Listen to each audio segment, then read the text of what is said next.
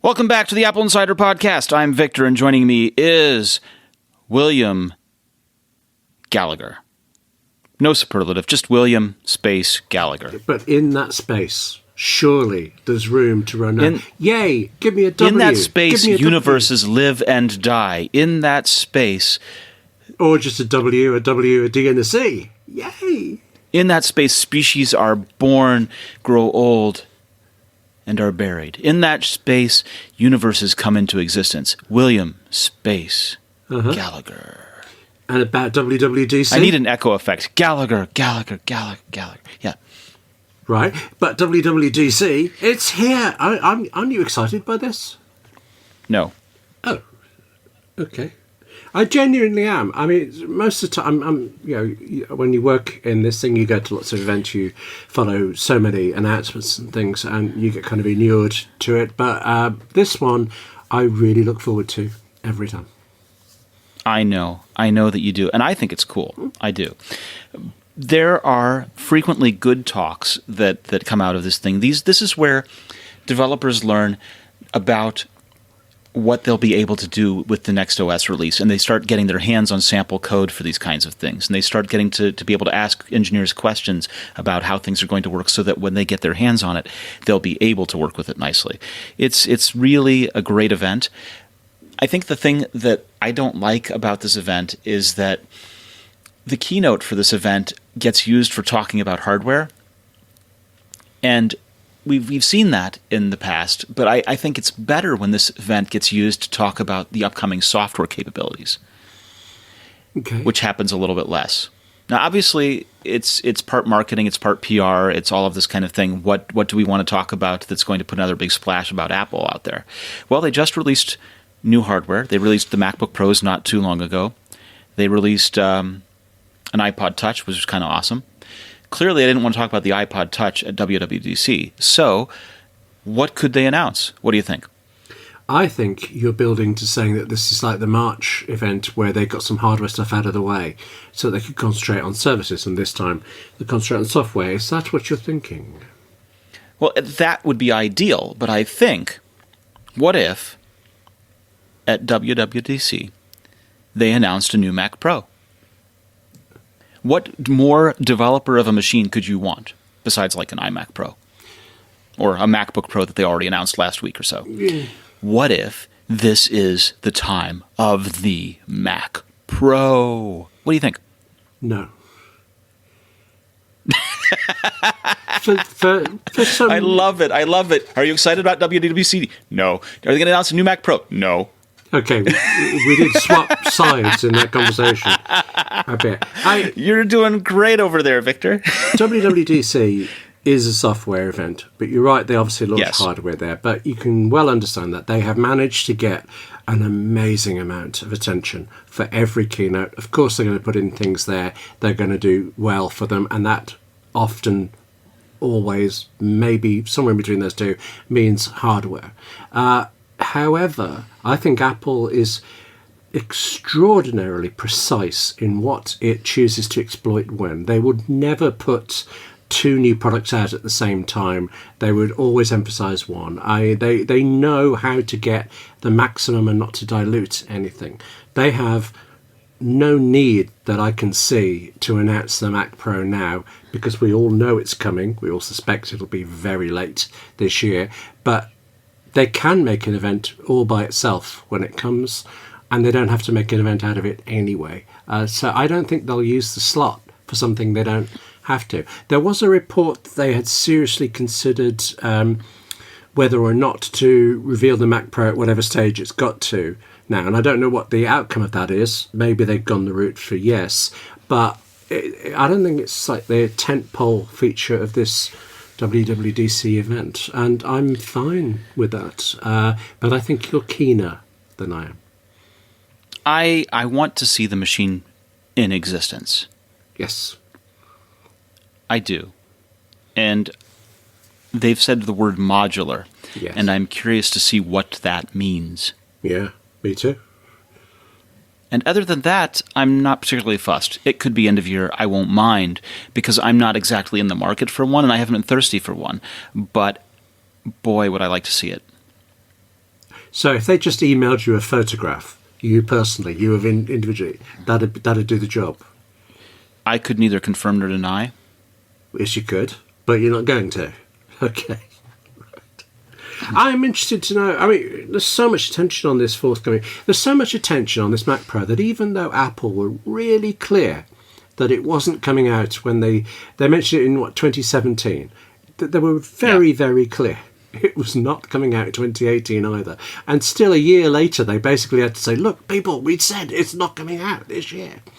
People kind of got very overexcited about it. And I understand why, and I'm interested as well. But I suspect that you're not in the market for it. I'm not. I mean, with me, financially, whatever it is, there's no way I can go from having just bought a Mac Mini to buying a Mac Pro, but also what it's likely to offer us, the power I don't need. I imagine the number of sales it's going to have, it'll be comparatively small next to an iMac or a Mac Mini or something, and yet it's this big thing coming. ASAP. I am concerned that by taking so long, they have ceded ground. That this was a machine that people were hungry for, and people either kept their old machines and upgraded them as much as they possibly could, or pursued things like Hackintosh, or gave up entirely and either run Linux or Windows for certain purposes like that. And if those alternatives are better for them, then... Well, it's not that they are better for them. Obviously, the first position would have been desirable just to get a new Mac Pro, but when the dearth of support has meant look elsewhere, it's a bad thing. It's always better to stick with the machines you know and like. Easier to get a newer, better version of the one that you are very happy with. But other than that, unhappy for Apple, not that. As long as people can get tools that they need to do what they need, then ultimately, whether it's Apple or Windows, does it matter? Well, that's an interesting position for the AppleInsider Podcast to take, William. Well, I was throwing it out there because, I mean... I think that we need to pay attention to pro users, that where, it's an interesting thing. Historically, it's been the pro user that kept Apple and Macintosh alive for so long that it's the home user is the reason that we don't all use OS2 and where people use Windows. Originally OS2 was the business operating system on the PC side of things, and Windows ran application. OS2 ran Windows PC applications, and people ended up making Windows the dominant operating system for PCs instead of OS2 because it was what they used at home. So there's this perspective from that sense that home use matters more, but I think it's very important to not forget pro users. And when you do, it means you lose things like Aperture, which went away. It means you lose people using Final Cut to using Premiere, and once you start using Premiere, you can use Premiere on Windows. It means, and that once you use people using Premiere on Windows, you lose the sales of Macs as well. It's a difficult thing. You don't want to create a situation that allows your customer to leave so easily, and Apple does. I thought OS2 failed because Windows was cheap, but okay. No, OS2 was not exorbitantly expensive comparatively. OS2 was designed for business use, and the marketing strategy was OS2 at work, Windows at home, and run Windows apps on OS2 at work. And that failed as a strategy. Okay. Were the machines expensive then? No. Okay. So OS2 blew it. OS2 was very well made, very robust, where Windows wasn't, but it didn't succeed. There are a lot of things that don't succeed, right? BOS was fantastic, but did not succeed. Yes. I think there's an issue of pro users, consumer users, this prosumer word that goes in between. There are things I do that are professional users. I mean, app development. I don't do very much of it, but when I do it, it's a pro use. I have done lots of video editing using Final Cut Pro. Does that make me a pro user? Yes, for about an hour and things.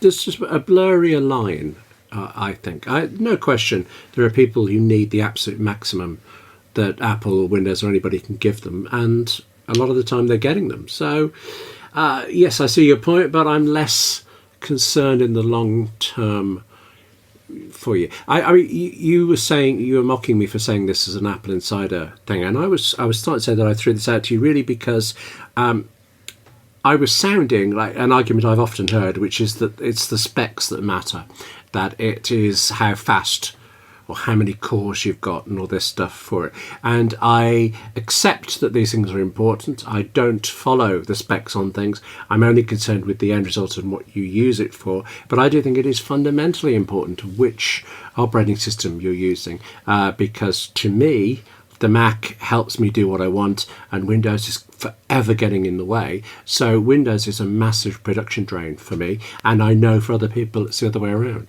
One suits different people, and when you found the one that works for you, it's really hard to swap to the other.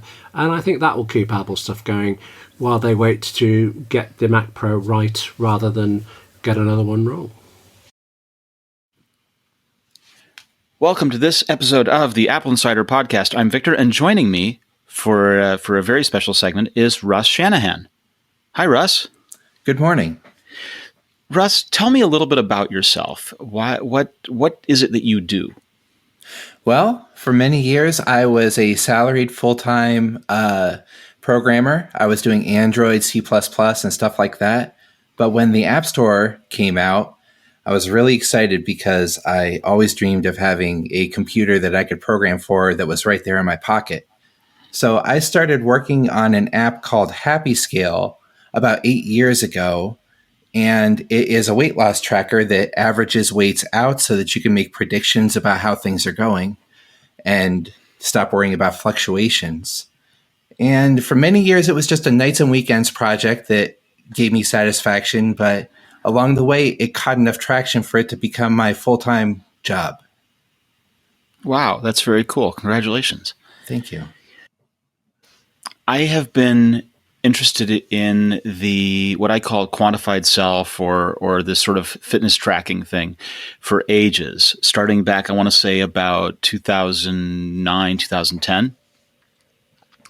And I got my first connected scales, I think I want to say 2013. Mm-hmm. And I've been using them with the app that came with them, which is, in my case, Withings HealthMate. And I had occasionally paired them with things like Lose It. What is the real advantage to using something like Happy Place? So when you use Happy Scale, it will take... Happy Scale. I'm so sorry. Happy That's Scale. okay. That's okay. When you use Happy Scale, I actually have a Withings scale myself, and I use their HealthMate app, and it will read the weights from Apple Health. It will import them into Happy Scale, and then it has several algorithms that it can apply to those numbers so that it can make predictions about how things are going if you smoothed out all the weights. Because, like, for example, I'm losing weight right now. I'm using this app, and I've lost about 74 pounds to date, I think. Wow. And yeah, I'm also a user. It's the inspiration for the app. I am in awe. That's significant. Wow. Yeah.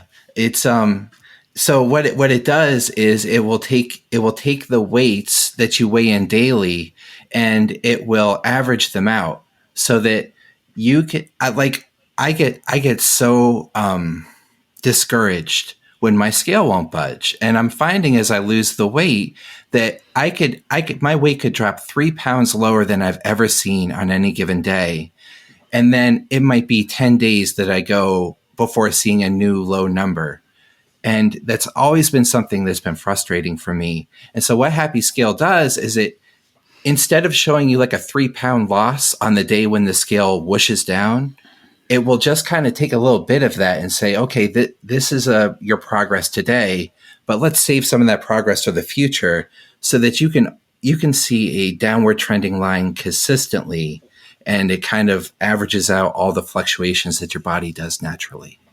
Okay.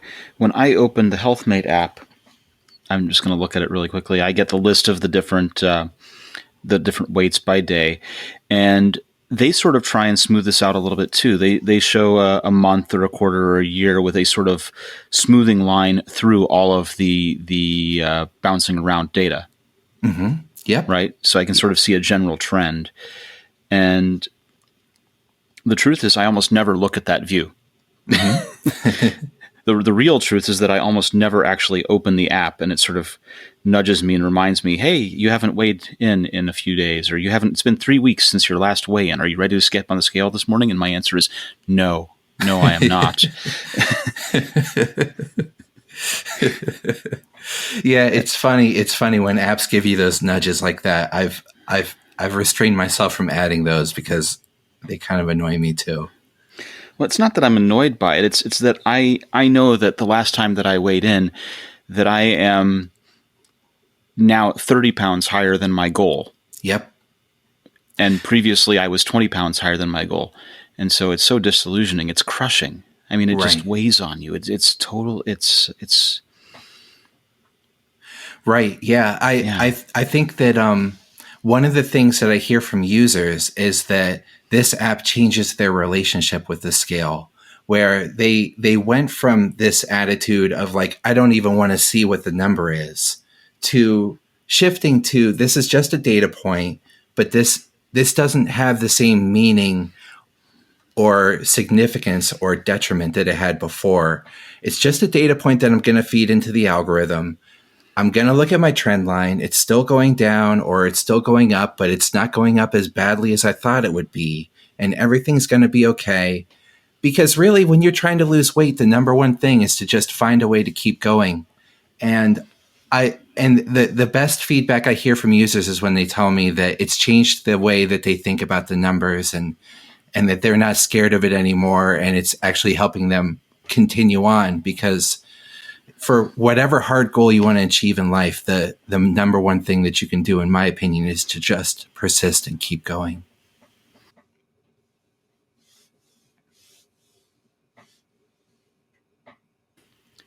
I think there's room for humor in this kind of thing. You know, mm-hmm. It's one of the apps that we talked about in the past on this show has been Carrot Weather, mm-hmm. where Carrot Weather takes the approach of injecting humor into the weather. Mm-hmm. And I can't think of a single health application that actually does that. Right. Yeah. I think about it because I was at the doctor's the other day and they asked me to step on the scale and they said, so what's it say? And the answer was more than I wish that it did. And so we sort of used this sort of self-deprecating humor to talk about things like weight or fitness. I wonder why there isn't an app that actually takes advantage of something like that. It's a great question. And I love the Carrot Weather app myself too. The developer is brilliant. And, but I think that the concern that I have with adding humor to it is that I don't really know how the user is experiencing that. It's just such a personal thing to struggle with weight loss. I know personally, like there are people that it can really be bad for their life, and I've always stayed away from using humor because I don't want to make a joke when it would hurt somebody's feelings.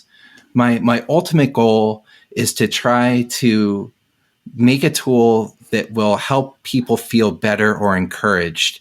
And I've always thought that if I added humor, maybe some people would love that. But if 10% of people if it would be a turnoff for them, then I would actually prefer to stay away from it. Just so that I can have this be a useful tool that's kind of agnostic that can be used by everyone.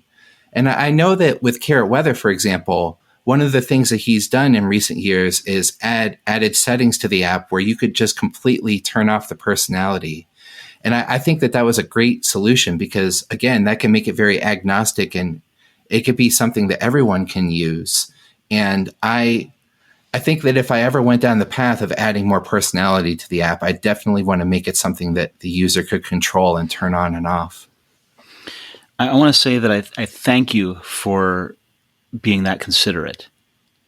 I think there are app developers out there who would take the chance and say if they're just going to offend 10% of their audience, that they're okay with that, in favor of making something that they thought was better for the remaining 90%. Being so considerate, being so caring, especially around something as personal as weight, is I think it's something that you should be really proud of, and thank you. Well, thanks. I think the reason behind it is that this tool is one of a kind. There is a smoothing algorithm in Withings HealthMate, and it's great to see that. I'd love to see more apps adopt this. There are other apps that are doing it now, but my app has more of a spin on it, where there are different algorithms that you can choose. They're more sophisticated, and it can also make predictions into the future about how things are going to go. And I know that as a utility, it's positioned very uniquely. And because of that, I want to make it accessible to as many people as possible. Let me ask you a little bit about the business side of things. You started this as a hobby. You grew it to the point that it could become your full-time job. How has that been going? How has that been that journey been progressing? It's really cool. It's something that I dreamed about my whole life. My dad was a machinist, and he was self-employed, and he had his own machine shop down the street from where I lived. And I used to love riding my bike down there to visit him in his machine shop. And I thought it was so cool that he was in control of his own destiny and everything. And it was something I always wanted for myself. And it's been really nice to be able to have so much control over the direction of the product and the personality of the product, and to say where everything is going. I've really enjoyed having this opportunity. But there was something that happened the other day. I noticed you on Twitter talking about troubles with the App Store. Can you talk a little bit about that? Yeah. It was 2 Saturdays ago now. It was about 13 days ago. I was getting breakfast for my son, and I got an alert, and the alert was from AppFigures, which monitors downloads for indie iOS developers. And my downloads had plummeted to a number that I hadn't seen in years. And I had no idea why it might have happened.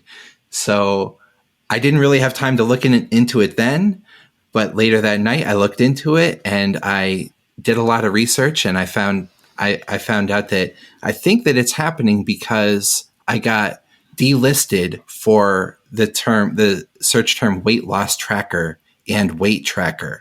And those were 2 of the most important search terms for users that were discovering my app. And because of that, my downloads went down 44%. Wow. That is drastic. Why do you think that happened?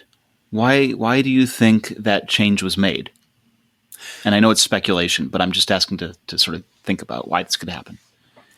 Well, I tweeted about it yesterday, and I was very fortunate because this story got picked up, and a lot of people shared it.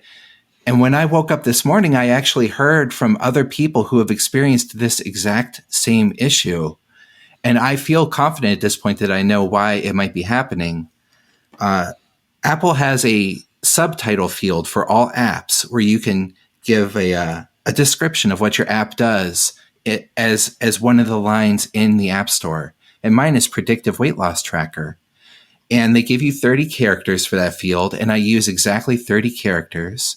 And what I heard from people was that there was some kind of a bug in Apple's system where on the exact same day that I was affected, there were many other developers who were affected. And if you used exactly 30 characters, every single character, it would kind of ignore the very last word. It seems to be like cutting off the last letter. And so I feel very encouraged in this moment after hearing back from these people that to work around this, all I'm going to have to do is change the subtitle field to weight loss tracker. And I'm knocking on wood right now. Hopefully that's going to get everything back to where it should be. Yeah, because dropping by more than half of your sales is a big deal. It seems crazy that would be the change. Yeah. It was quite a wake up call to see it drop like that, and it can be a blessing to have moments like that too, in spite of all the uncertainty, because it can really. I know for me there are certain things I take for granted with the app, and I think whenever you're doing anything, there are just some things you have to take for granted so that you can focus on the most important thing. But this is a great opportunity for me to take a step back and say, like, okay, what are all the things that I was taking for granted that put me in this vulnerable position where such an arbitrary change could throw everything out of whack for me? And what can I do about it? Definitely. The difficulty is when you have a single retail outlet, you've placed all of your eggs in their basket, basically. And if they have whims that change, or even it's not even whims, it's an error that changes things, you have no control. It puts you in this huge position of being in jeopardy. And for physical goods businesses, it definitely puts them out of business when a change like that happens. Yeah. In the software business, you may have a chance to recover. You may have a chance to fix the problem and keep being listed. And it all comes down to that this whole thing is sometimes held together with shoestrings and sealing wax. Yeah. Right? Bits of glue and paste kind of thing. Mm-hmm. I was reading another thread on Twitter the other day where it was someone saying never use the second address field because that's the first thing that people drop when they do shops and things like that. And you see it in people whose addresses lose the apartment that they're listed in, kind of thing, because that second field gets dropped right away. It's never kept up. Wow. And all of this stuff is just barely held together and barely working, even when it comes to the App Store. Yeah, we're all rushing into the future so quickly. It's easy to build systems that are brittle and not so robust. And that's just as true for me as the larger systems that I depend on. The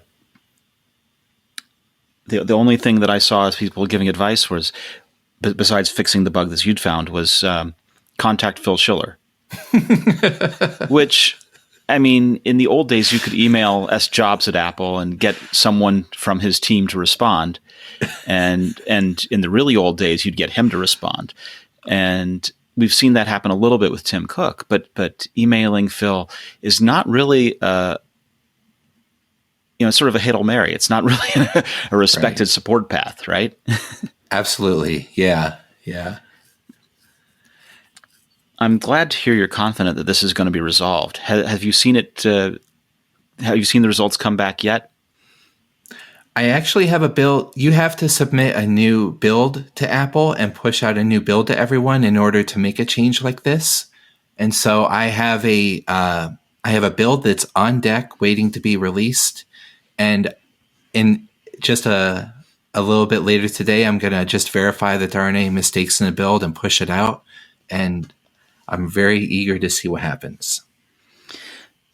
Does it seem strange that you have to create a whole new build to change metadata like the subtitle for your application?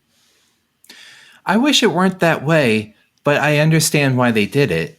In the early days of the App Store, they gave you a lot more control to change your screenshots and your title and all of the fields without submitting a new build. And we were seeing that some developers were doing bait and switches where they might change their screenshots after the app was approved and released to the App Store. So it looked like it did one thing, but then when users saw it, it presented itself differently. And so I can understand why they do that, because they take everything that you want to present to users and they review it all at once and they make sure that you're being forthcoming. And so this is just one of the ways that they've had to work around the fact that some people try to rip people off on the App Store. All right. Well, I want to thank you for joining us. I have a couple of questions about the app. What does the Deluxe Edition in-app purchase do in the app? It unlocks all of the features. There's a There's an integration with Apple Health so that you can automatically import and export all of your entries that it unlocks. There are extra predictive features so that you can see what you'll weigh by your upcoming high school reunion, for example. And there are some reports that it unlocks. So it will give you the full experience of the app if you unlock it.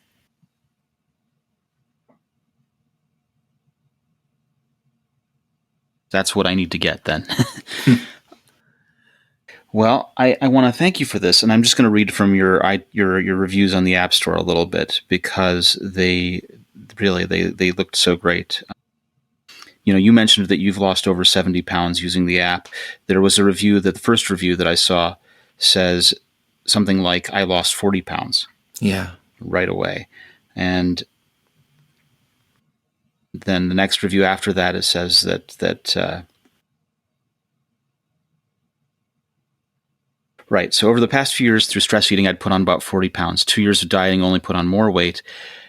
I set my goal target at 40 pounds with a lofty goal of 3 pounds a week. And I am down 40 pounds with only a few more pounds to go.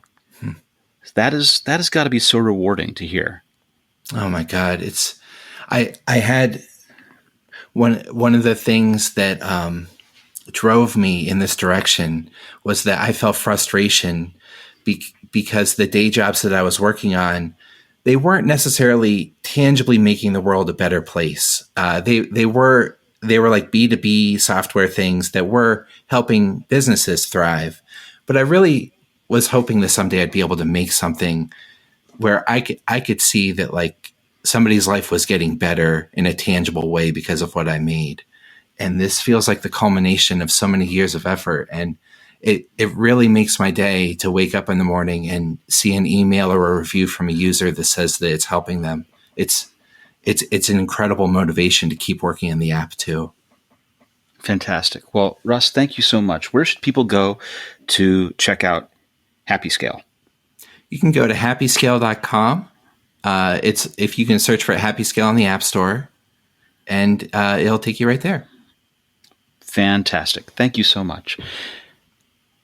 Thank you very much. It's been a pleasure to be on the show. Yeah. How do you feel about the 2019 iPod Touch? I was pleased to see that it was out. It brought back some memories. I can't remember from exactly when I last signed up, presumably before 2007 and the launch of the iPhone, but I was glad that it was there. Yeah. The iPod Touch, there were a bunch of people asking why on earth you'd bother releasing one. But it makes sense. If you aren't seeing the market for one, you're not really paying attention because, first of all, you can give your kid an iPod Touch or you can give them an iPad, and maybe it makes more sense for an iPad, but the Touch is also a great device. If you want to have portable TV watching, you don't necessarily want to carry around an iPad everywhere. Yeah. It's a good form factor. You want portable gaming. You want things like that. You want to be able to test as an app developer and don't necessarily buy a whole spare phone, right? Yeah, good point. I hadn't thought of that one. Yes. Yeah.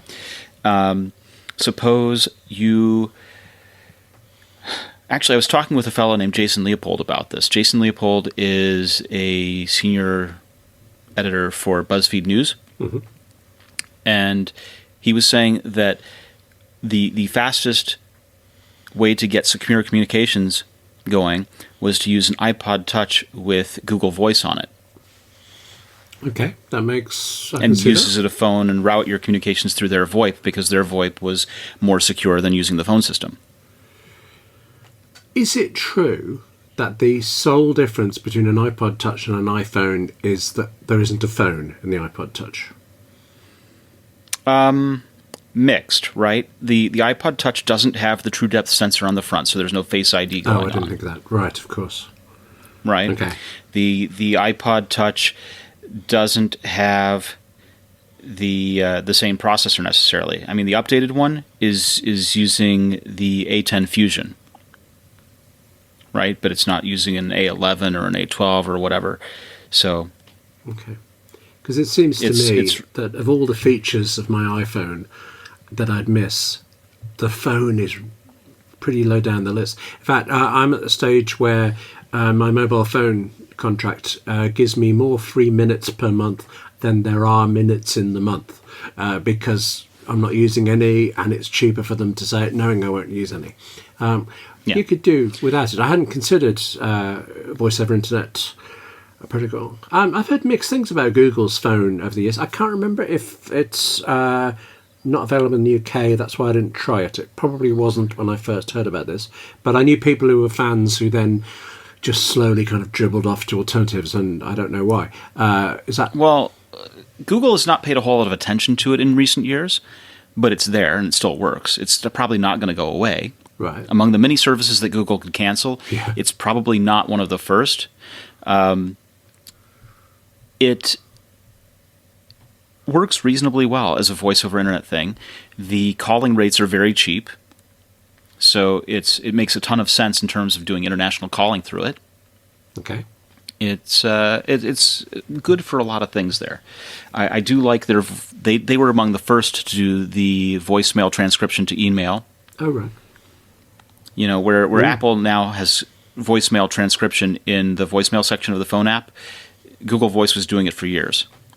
Now, does that mean that Google trains on your voice calls to be able to understand how to do that? Yes, it does.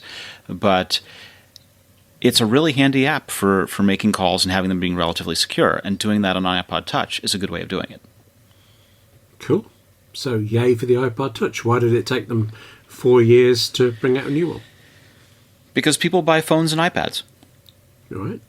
If it were a runaway seller, they would keep doing it. It sells enough. But essentially, this is not the newest, fastest phone as a touch. It is an iPhone 7 without a phone. Okay. And without Touch ID. Right. Still sounds pretty good to me. I mean, I'm unlikely to go buy one as I have an iPhone, but I absolutely... You said about missing the market for it that people don't understand. I get that completely. Yes, a fine thing. A fine addition to the Apple lineup. Right. And since we're on the topic of security just a little bit, the British spy agency, GCHQ... I'm not sure that's how they bill themselves, a British spy agency. They probably have some... No. They're I mean, intelligence services or global communications headquarters, right? One. That's yes. what that's... Yeah. So, or I'm sorry, government communications headquarters. Global is a little ambitious for them, I suppose. Oops, did I reveal a secret? As a British national, it's out there. No. Okay. You and your global ambitions. Is British colonialism coming back? Is that what you're telling us? A lot of people are telling us that it is, but they're the ones who want us to leave the EU. So, we don't listen to them. Oh, well, I wish that were true, but okay. Yes. Considering that 50% or more voted for this nonsense you're undergoing right now, I don't know that you do. Okay, that's a very generous thing saying or more. But anyway, what have we done now? I know this one, but what do you think we've done now? There's a proposal from your government to require the right to eavesdrop on encrypted messages. Okay, would you like the official British the position of the British person in the street? Yeah, go ahead. It is astonishment that the UK government is doing anything about anything that isn't to do with Brexit, because genuinely so much legislation has ceased for 3 years because of all this. So somewhere along the line, this has been coming out. So we're a bit surprised, to be honest. But, other than that, where do you stand? Right. Can you explain what they're doing? First of all, I'm going to read a quote, and then I'm going to explain why this is terrible and nonsense. Mm-hmm. And yes, that's my position. Okay. So GCHQ's Ian Levy and Crispin Robinson proposed this system in November of 2018, and they laid out principles for how service providers could implement it. They said it's relatively easy for a service provider to silently add a law enforcement participant to a group chat or call. They wrote, you end up with everything still being end-to-end encrypted, but there's an extra end on this particular communication. And they insist this is not the same as granting backdoor access to communications. They're insisting that this sort of solution is no more intrusive than virtual crocodile clips that can be used to tap traditional voice intercept solutions, and that it isn't an expansion of government power.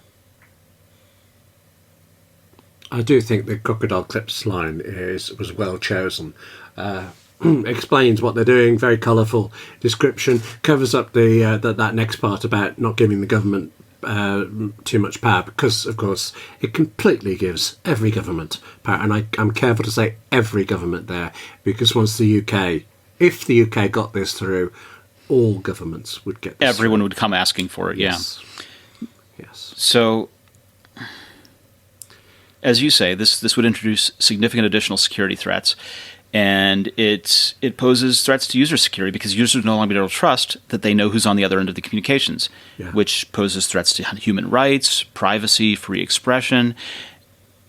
End-to-end encryption, just adding another endpoint in there is a cute turn of phrase, and I think it violates the concept here. Completely. I mean, I've read, this is about an open letter that has been written, signed by Apple, Google, WhatsApp, Microsoft. It's a total of 47 people, including individual security experts, and they wrote 9-page PDF open letter sent to GCHQ. It's about 3,000 words long, a very detailed rebuttal of everything that's said, and it's not the most thrilling read, but it's very serious about how this is dreadful in every conceivable way. Yeah, and the impact here is that it would force a change in the encryption schemes used. Yes. So this government law would force the companies to change how they are implementing software, which is a violation if software is speech. If software is the expression of an idea, and it is, then the government forcing a company to change how they express that idea is a violation of the principle of code as speech. It would also That's mean me extending it a little bit. Apple would have to stop iOS telling you when someone's joined your chat. It would have to break it would intentionally mislead users by suppressing the notifications that appear when a new person joins a chat. And there's no way to prevent other governments from relying on this newly built scheme, which is a real concern when you have oppressive regimes in the world, or any country with a poor record on protecting human rights. The open letter asks that GCHQ abandon this idea, and GCHQ responded. We welcome this response to our request for thoughts on this on exceptional access to data. For example, to stop terrorists, Ian Levy said. The hypothetical proposal was always intended as a starting point for discussion. No, it wasn't. No, it wasn't. No, it wasn't.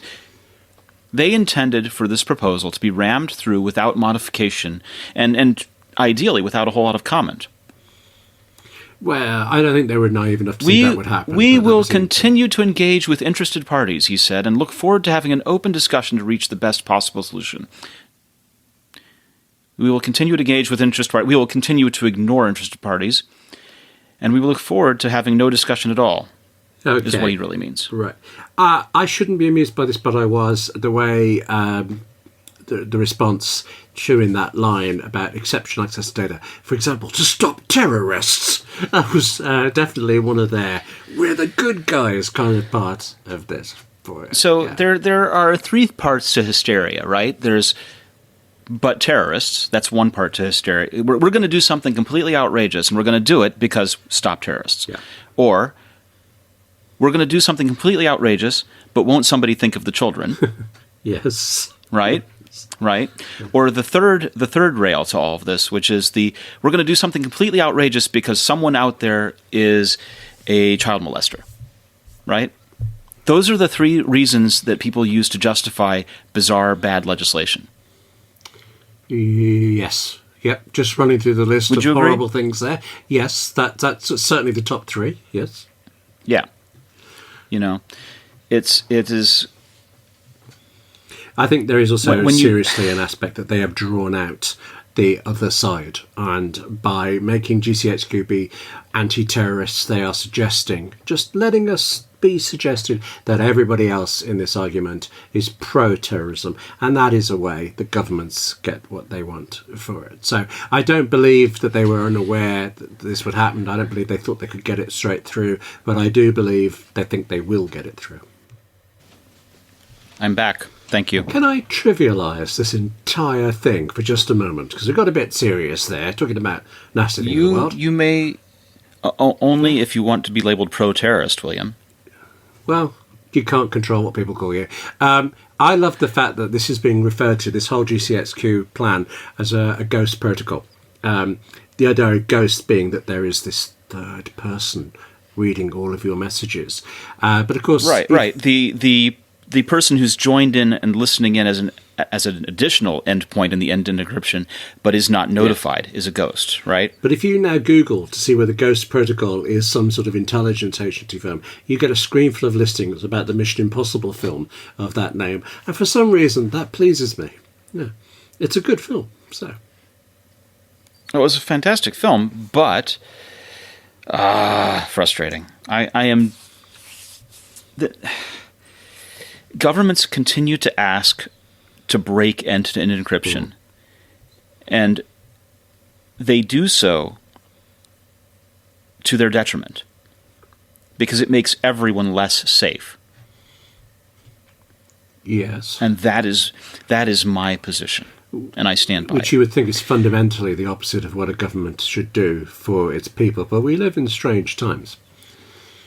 We do live in strange times. Speaking of strange times, so in the U.S. we have 4 cell phone carriers. We have AT&T, we have Verizon, we have Sprint and T-Mobile. Mm-hmm. Sprint and T-Mobile asked permission of the U.S. Justice Department that they want to go ahead and merge.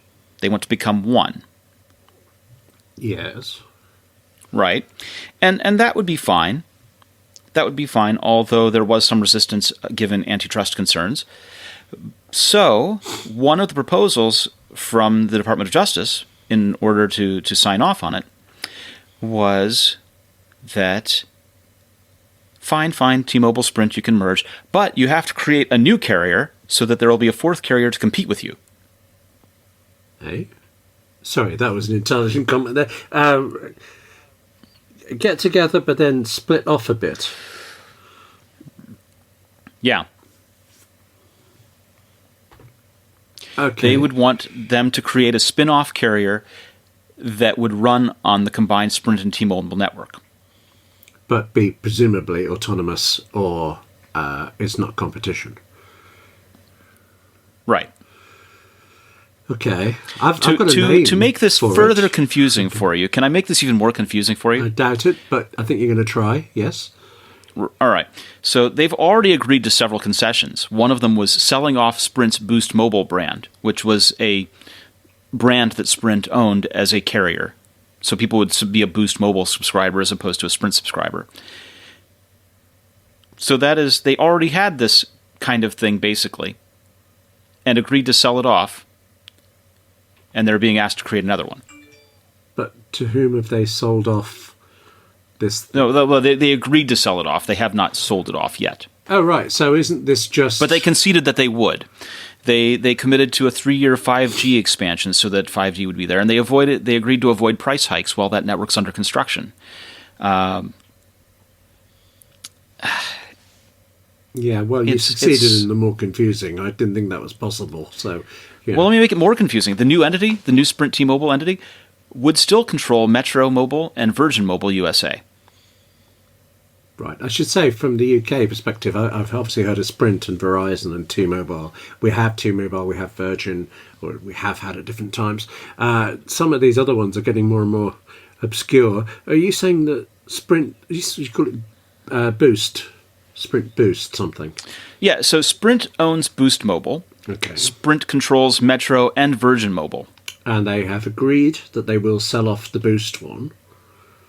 And separately... keep control of the others, but also separately spin off a new one. But that would make 5, not 3. Don't ask. This is weird, and it's unusual that they would be asked to do this. But the FCC and the DOJ both have to sign off on it before the July 29th deadline that Sprint and T-Mobile have self-imposed. Okay. Why would they self-impose a deadline? Because otherwise things just go on forever. Because otherwise it'll drag out. And so the answer is, we're going to merge, we want to get permission to merge, but we have to lock in before July 29th. If we don't, the deal's off. And if the deal's off, then T-Mobile's been for sale for years. right? T-Mobile has been up for sale for ages, and Sprint has been underperforming for years.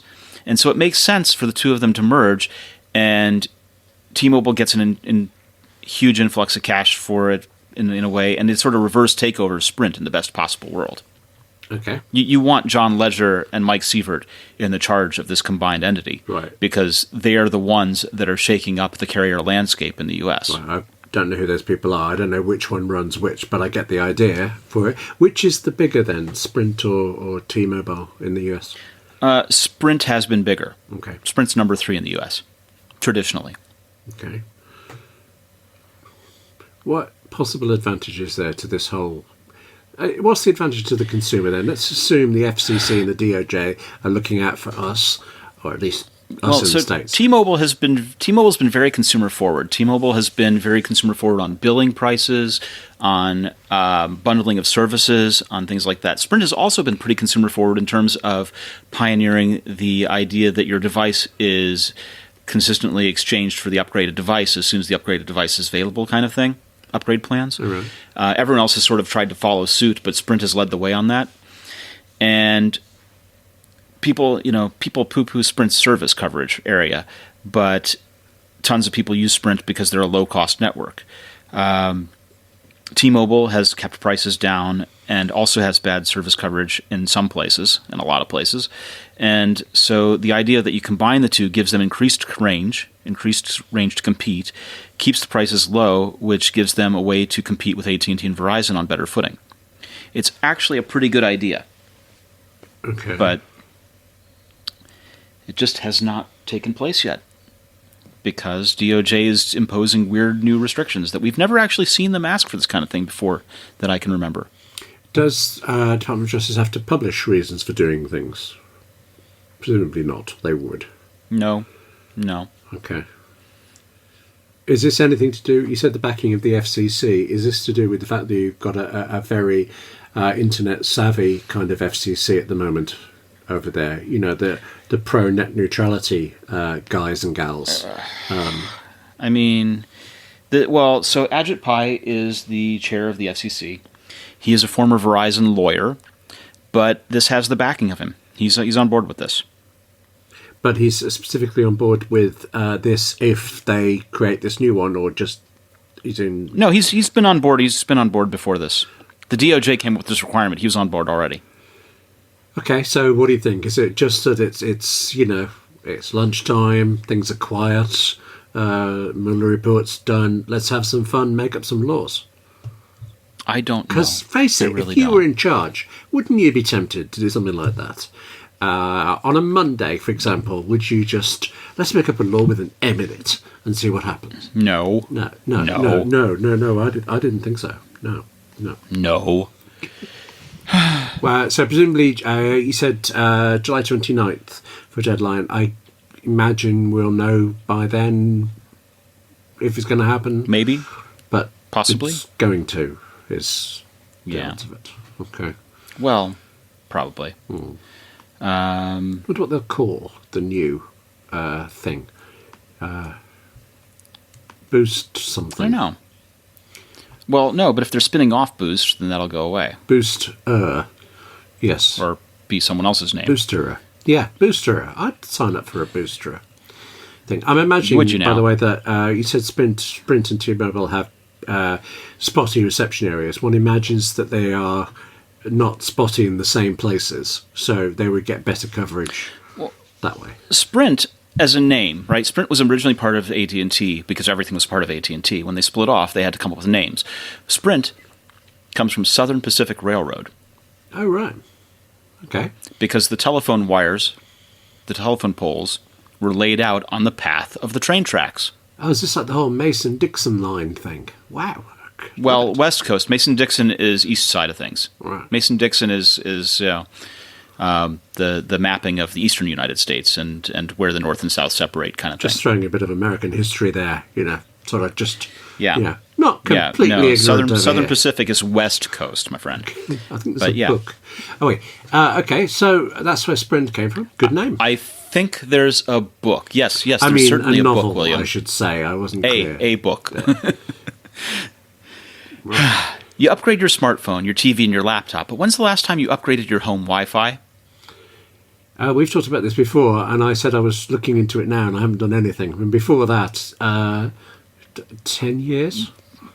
You haven't done anything. No, I've had a cold. Can't you hear it in my voice? The future of Wi-Fi is here. It's time to welcome Wi-Fi 6. The Netgear Nighthawk Wi-Fi 6 router gives you ultra-fast speeds and wider coverage, we were just talking about coverage, throughout your home. It's the biggest revolution in Wi-Fi ever. You get 4 times the capacity compared to today's Wi-Fi, which means you can connect more devices and stream simultaneously without impacting Wi-Fi speed and reliability. The devices of today and tomorrow demand more. Your old Wi-Fi is timing out, and you need the latest in high-performance Wi-Fi that can keep up with you and your entire family. If you stream your shows on services like Netflix or Hulu, the newest line of high-performance routers from Netgear will eliminate buffering and let you stream smoothly, even in 4K. It's like giving your streaming the VIP treatment. If you game online, lag will be a thing of the past. Turn your Wi-Fi up to 6 with a Nighthawk Wi-Fi 6 router. Check it out today at netgear.com/Wi-Fi 6. That's netgear.com/Wi-Fi and the number 6.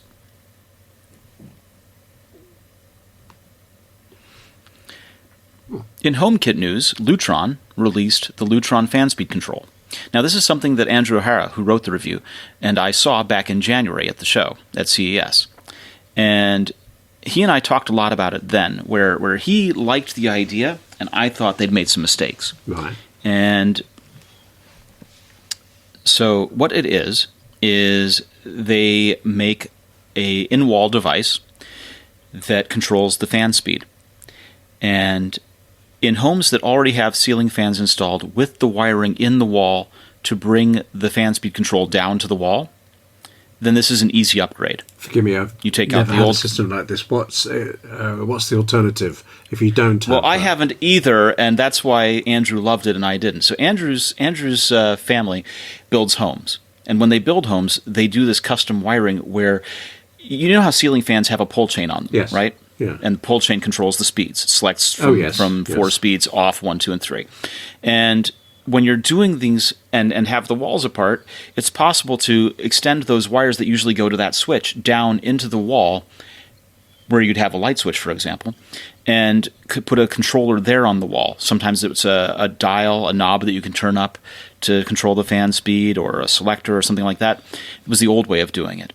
But Lutron has made this device where you can put it in wall using those same wires that are custom run up to the fan and control the fan speed. Now, that's great if you're like Andrew's family and have those all installed already in the wall. But if you're like the rest of us who don't, then this becomes a really intensive install, because now you have to start cutting up in holes and running wires through the wall. Okay, but you would anyway if you wanted to have a wall control thing. So presumably, if you've got the walls, you get one. If you haven't, you don't. Right, except that there are very few kits that make a ceiling fan controllable by HomeKit. Right. You can currently, if you wanted to have, before this, if you wanted to have a ceiling fan controlled by HomeKit, you had relatively few options. You could buy a brand new fan from Hunter. You could, or you had to do something where you had to buy a Bluetooth-based remote control and patch it in via Home Assistant or Homebridge running on a Raspberry Pi kind of thing, which is a nightmare. Right. And what I had been hoping for was something like what Insteon does. Insteon makes a ceiling fan controller, remote control unit, that goes in the canopy of the fan, where the fan is installed. There's a little canopy cover that's right at the ceiling, and just you wire it in right there where the wires to the switch are, and that will control the light kit and the fan speeds and put it on the network for HomeKit control, which is brilliant. It's an easy install. And the Lutron product is easy only if you already have all that existing wiring in place, which is terrible because many people do not. So if you have the wiring, get the Lutron. If you don't, get the other one you just said. Well, except the other one doesn't work with HomeKit, so you're screwed there too.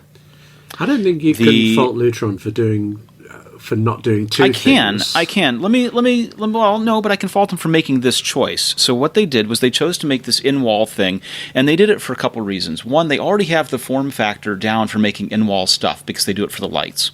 So they got to reuse all of their tooling for the plastics there, which was a savings. Makes sense, yeah. The other bit is it pairs with the Lutron Bridge product, which they've already been using successfully for lights and plugs and outlets and things like that for HomeKit. So there's that. They have a thing called a Pico remote, which is a device that pairs with the in-wall switch so that you can control them from the little remote control. And the remote controls have a little pedestal they snap onto. And so when I told Lutron that this was kind of silly, when everyone else's remote-controlled fan uses a single remote that has the control of the light kit and the fan speed on it, what was their answer? They took two Pico remotes out, each one paired with the light, one paired with the fan, and put them on a pedestal with two parts on it. So you'd have a really wide pedestal with two Pico remotes on it to control this thing. And I said, well, you've got a fan speed controller there. What if you want to control the light kit on it? Well, now you have to open up an extra hole in your wall and put a 2-gang switch in there to have a light switch and the fan switch. So basically, your cost for remote controlling your fan is something like $200, one for the light kit, one for the fan kit, plus another $100 for two Pico remotes. So you're already getting up to the cost of just buying a Hunter fan in the first place. Sorry, I'm losing some logic there. And this Hunter fan is that HomeKit. Hunter fans are about $300 for HomeKit, yeah. Right, but I thought Lutron were the first people to do HomeKit or something, but they've been beaten. Nope. Hunter did first. Lutron are the first to make it separate from the fan as an add-on unit. Oh, okay. But they've right. but the price to get there to do all the functionality that you could just do with the other one is close to basically just buying a new fan. It's kind of dumb. Okay, but basically, I think they should have made the Canopy remote and called it a day, but they didn't because they really wanted to use their Pico remotes over again. Well, I recognise some of this because I've just written about IKEA's, I believe it's pronounced Tradfree system, and they have what sounds to me the equivalent of Pico remote. They call it a steering device sometimes, or a steerer, and I don't like it because I've come from the side of HomeKit where I want to control things through Siri or my phone or whatever. They are coming to it as furniture sellers. IKEA sells masses of furniture. You go to IKEA to buy something physical. Here's a physical device. It's a knob that will turn it on and off. And I understand it works fine. It's very slow compared to HomeKit stuff, but it does what it does. I don't see a reason why they wouldn't do that, even if in my case it means once I'd finished pairing this remote, I chucked it over my shoulder and then only had to go scrabbling for it when I added the next thing. You set it up like this and then, it is what it is. You buy it if it works for you, you don't if you don't. And this thing about it being the cost of buying a new fan, well, you've already got a fan. You can live without HomeKit if you want it. At least they're giving you options. The options you didn't have before. Right, but options that are unsatisfying because they came so close to doing the right thing and then didn't, from my perspective. That seems a very specific Andrew line. gave it a 3 out of 5 stars, and I think he said he was much more pro this because he has the wiring things. What did he find against it? What didn't he like? Well,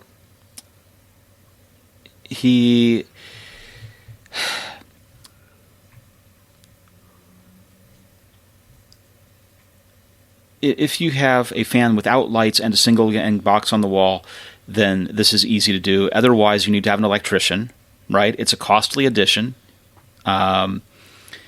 because that's he says our main issue with Caseta by Lutron fan speed control is how expensive it gets when outfitting your home. Not even your whole home, but just a single room, especially if your fan has a light kit. Because if you have a light kit, like I said, you have to buy the cost of the fan controller, a light controller, the bridge, and then also the Pico remotes. If you don't have a light control, you end up having to put in a second gang box in your wall just to run the other wire for that light control. So it's not cheap. Mm-hmm. It works. There's nothing inherently wrong with this, although it's just it's like they took a lot of shortcuts trying to make this thing rather than starting up from the ground on something that made sense. They reused their existing light controller and put fan screens on it.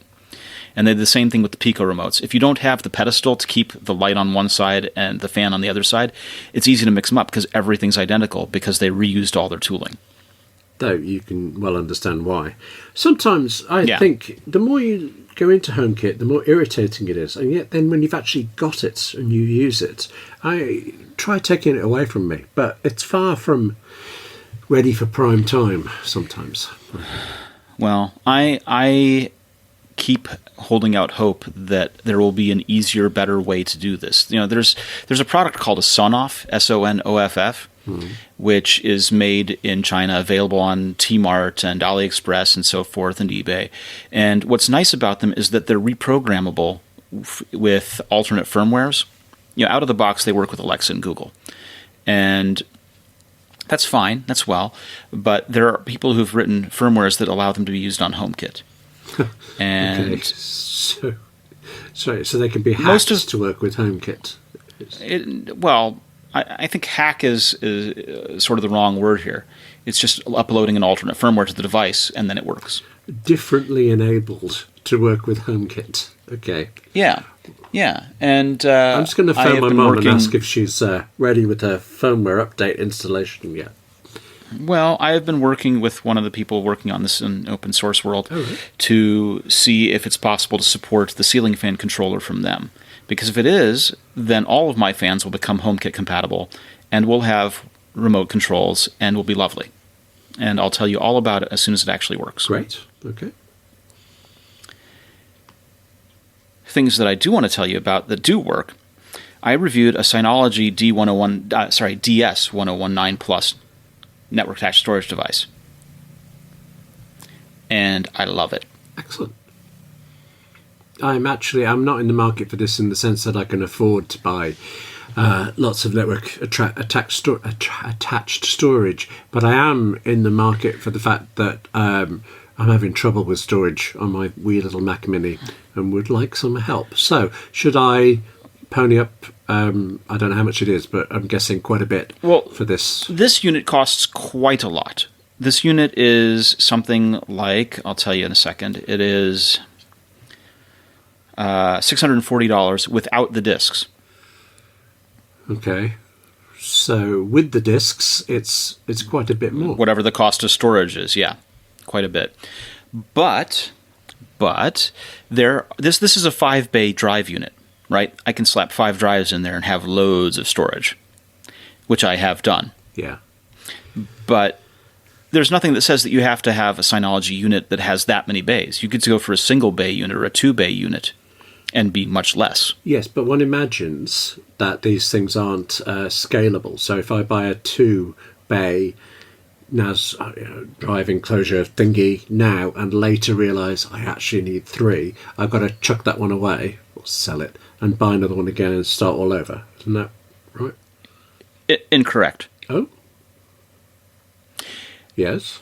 They all tend to have, and of course we'd have to look at specific models to verify for sure, but they tend to have eSATA ports on the back of them, and Synology sells a 5-bay external enclosure specifically for expansion. Expansion to an existing one. So if I did buy a pair, yes. Now I truly didn't know that, and that changes things for me. Excellent. Right. Now, so this 5-bay unit, for example, can become a 10-bay unit through the use of that expansion box. And not all of the bays have to be populated when you start out. Right. Now, obviously, if you want to take advantage of things like RAID, which is a redundant array of inexpensive disks, you need to populate more than one drive bay. But you can populate them as singles at a time and create volumes as you go, or combine volumes and do things like that. I don't want to sound cheap here, but you spend £600 whatever it was for this drive bay, then you have no drives, and you spend quite a lot of money on a drive, but then you spend a lot of money on another drive, and you end up with the same storage capacity of one drive because of the whole RAID backup system.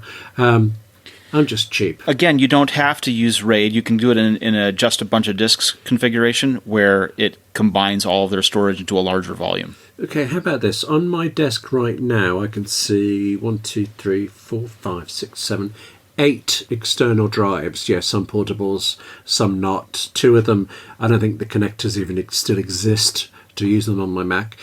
Is there any way I can plug those into some sort of enclosure? Potentially, yeah. Cool. Oh, I'm learning a lot today. But I have 44 terabytes in one of these things. Okay. Quite happy. Right, well, that's nice for you. But that's just me bragging for the moment. But what I want to tell you about is what this thing does for you. Because we just talked about it so far as it's an enclosure and it holds drives, which is nice. But there's a ton of features you can get out of it. And, you know, the normal features that people think of are things like music sharing or music storage and sharing that to iTunes. Or the idea of, you know, hosting video or storing video, which is nice. But how do you actually use that stuff? Well, it turns out that they make a DS video application that works on iOS and tvOS. So you can store your videos on it and then display them on your Apple TV or your iPhone or iPad. Right. Which is quite cool. You know, I've gone ahead and put my whole music library on the thing and am sharing that through to iTunes. But it goes further than that, because one of the cool things that they do is they've created basically a replicated version of Google Docs. So you can write documents through the web browser that are stored on the thing and then share those with other people. You basically create your own private cloud. Okay, I'm liking that quite a bit. Has its own email hosting and email service, kind of like Gmail. Has its own chat, although, so you can chat with people. Let's just allow, I mean, this is very specific to me. I'm sorry to ask a very personal question, but I already use iCloud Drive, so I have access to documents, and I have Plex. Sure. Yep. You can run Plex on this, by the way. This can be a Plex server. Okay, and I would want to do this instead of their one. Why? Well, it is their one. It is the same thing from Plex, except putting it here as opposed to your computer means it's not dependent on your computer being on.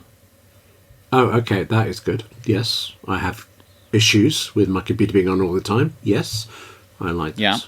Okay. In terms of iCloud, there's not a whole lot to say here other than it's additional to that kind of thing. Now, if you're a Dropbox or a Google Drive user, this thing can synchronize with those so that you have a local copy on your own drives of all your stuff that's up in the cloud there that's not dependent upon Dropbox's sync product on your computer working or Drive's sync product working on your computer. Okay. Which is good. And you're happy with this? It's delighted. Excellent. Delighted. Very happy with this thing. And it's not my first experience with them. And it took me a while to get accustomed to using one. A couple of years ago, I had a 2-bay unit from them. And it took me a while to understand why I'd want it. And the first thing that I learned that I could do with it was Time Machine backups over the network to it. Oh, grief, Time Machine. I'd forgotten about Time Machine. Yes, that seems very useful. Yeah. And with the discontinuing of the Airport Express, the Airport Line, and the time capsule units, it really makes a lot of sense to be able to do this over the network to robust drives. So I'm very happy with that. And you know, this thing's just so flexible. There's Surveillance Station as a piece of software that runs on it. So if I have IP cameras around, which are, you know, connected cameras over Ethernet, basically, it can use the drives as recording medium and go ahead and record all of them, and you can view the cameras from there and also use their iOS app or to view these things. It's really great. You have this second reminded me that the other day I wired up an old iPhone to be a security camera in my office and have since then managed to put something in front of the lens, completely forgetting that it's there. So if I could go away and see that, yes, that book is just where I left it. Yeah, thank you for that. Okay. Brilliant, yeah. Now, I'm really happy with this. I like the idea of this, the way this works. Now, they have an application in there called Download Station, where you type in the name of whatever file it is you're looking for, and it can download it and then make it available through their music or video or whatever else servers. Now, I can't really comment on the copyright nature of such a thing, but I think it's very interesting that this is really a full-fledged solution from start to finish, whether it's trying to replace an Office in terms of Google Drive kind of stuff, or Google Docs, because they have Docs, Slides, and Spreadsheets equivalents, and a chat server, and a mail server, and backup, and restore, and music serving, and video serving, and surveillance, and all. It's just so flexible. Yeah, but apart from that, you know. Yeah, I get it. I mean, apart from that, what else you got? What else does it do? Well, I mean, the one that I've got here, the DS 1019 Plus, has 2 Ethernet ports on it, which can be configured for aggregation, so that instead of having 1 gigabyte shared for up and down, you can pair them with a smart switch that's managed and aggregate them so that you get essentially 2 gigabytes. That's 1 gig up and 1 gig down. Okay. So you get faster access to it, which is cool. Let me tell you something else you can do with this thing. This thing can host virtual machine images. Right. Which means you can use it as the virtual machine server and either use thin client devices as computers and use those to be the virtual machine recipients, or you can just do it through your computer. So you don't have to install VMware on your Mac kind of thing. All the VMs will be hosted over at the drive, and you can have them anywhere on your network. You might be missing to know. Which is kind of like net booting. I got an error message on my Mac, which told me your storage is almost full. Manage your storage. Said, I think if I clicked away to get rid of it, I imagine the next sentence was, ask Victor about this Synology thing he keeps mentioning. That's probably right there in the error message. So, right. So there are a couple of different things, right? Apple would tell you buy more iCloud storage and put your documents and desktop in the cloud and don't keep anything in downloads. And that would be a way of keeping your Mac clean and keeping things stored. And that's true. That would be one way of handling it. The other way would be to put folders that are auto-mounted on your Mac that are stored over on a Synology and work out of them that way. For instance, I have video and music folders that mount when I boot the computer, and I have them set up not to refer just to the local network link, but also to what's called dynamic DNS that Synology makes as Synology Connect, so that I can be out there in the world and view and work with my storage device. I mostly like iCloud's documents and desktop thing, except as a FileMaker database I use every day. And recently, for last week, every time I've launched it, it's told me the database I need can't be found because iCloud has backed it up. It's the smallest thing, and I use it every day, but I have to go get it, and then FileMaker can open it. Okay, here's the thing. You really, really, really need to be careful using FileMaker databases on network drives. This is local. And iCloud counts as a network drive. Oh, okay, right. Yeah. It does get also backed up every night through a keyboard Maestro script, but that's another story. I would tell you to keep it local, open it local, don't have it in something that's shared with iCloud, and then have the keyboard Maestro script back it up overnight to an iCloud location. Because the way that FileMaker works is that even when you're not doing anything with it, they make changes to the FileMaker database in the background. Sure. And that's why FileMaker Server exists. FileMaker Server exists exclusively, basically, to fix this problem, so that you can use network drives, so that you can have multiple people accessing at one point or time together.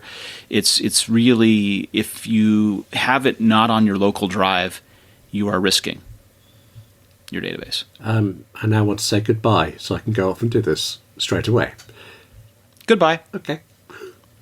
Thanks. Seriously, that'll help.